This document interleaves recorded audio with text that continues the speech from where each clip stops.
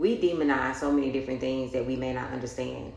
With different cultures around the world, we do different practices and different things, and we worship God. And, some of us may say God, some of us may say, Yahweh. If you hear somebody speaking a different language than you, it's dynamic, and I think that is absurd. We are one. It's no one way to go about doing things, just like it's no one way to say things. It's like it's different words, it's different languages, right? So I wanted to talk about ancestor veneration, libations, and offerings.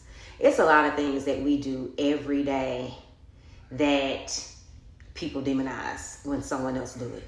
So if somebody said they're more of a spiritual being, and they're not Christian, you demonize them and you say that they're not of God. It means that they don't consider themselves a Christian due to several different things, but it doesn't mean that they don't believe in God. Just like if you see someone with an altar and they doing an altar, they have an altar set up for their ancestors, you feel like they're summoning demons and they are dynamic. How is that dynamic? You have an altar in church, and you can have an altar on the side of a road where a loved one may have transitioned. It's acceptable then. But if somebody do it in their home, they're dynamic.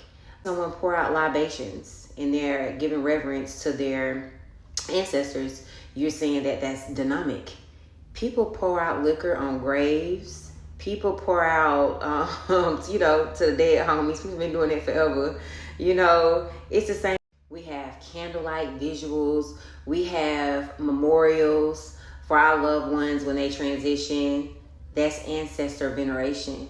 We all have been related to people or have known people that may have had some evil ways. That's a fact. When you have an ancestor is someone that is like your grandmother, your great grandmother, and so on, your grandfather, and so on. You know what I'm saying? So if you want to honor ancestor, don't get me wrong, your grandparents or a parent that has passed on and they're guiding you, that's an ancestor. What's dynamic about that?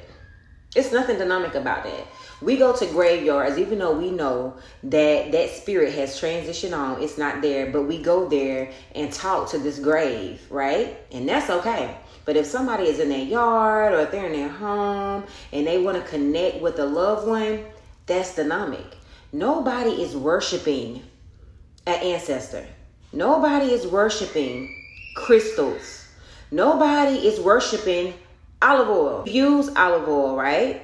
It's a tool.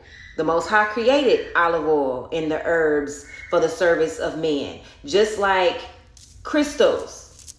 The Most High created crystals. It's a tool. Aaron's breastplate was covered with them. So it's like when you see someone wearing crystals, they're demonized. They're worshiping crystals. You're not worshiping these things. You're not worshiping olive oil, but you put it on your bed. You put it on your forehead. You praying over your kids. It's the same thing as a crystal. You're utilizing a crystal. The same way it's power within that oil. It's power and protection within these stones. You're not worshiping them though. So it's like as a people, we got to stop demonizing things that's not dynamic. We really have to get away from that. It's really sad, It is so sad on so many levels.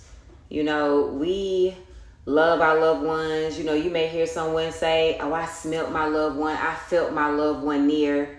You know what I'm saying? Your loved one, when we transition, we are in spirit form. We are spirits. We are spiritual beings inside of this vessel. So every spirit is not dynamic. Every spirit is not dynamic. You're not in your house just summon up demons. You're talking to your loved one. The ones that I love to connect with is my grandmother, and she make it known all the time. Her and my great grandmother, okay? And my father make it known that they are all around me. From me seeing messages, from me seeing their birth dates flash in front of me, just different things that we may have talked about when they was here with me, and they make it known that it's them. It could be music. I could channel a song. I can hear a song in my mind, and I'd be like, Mama, did my grandma love this song? And it's like I'm feeling it in my spirit. You know what I'm saying? And it's just letting me know that she's around me. Then it'd be even more powerful when I take it a step further. When I listen to the lyrics of the song, I'm just like, my God, I even get a different message from it. It can come from so many different things. So led to like share that.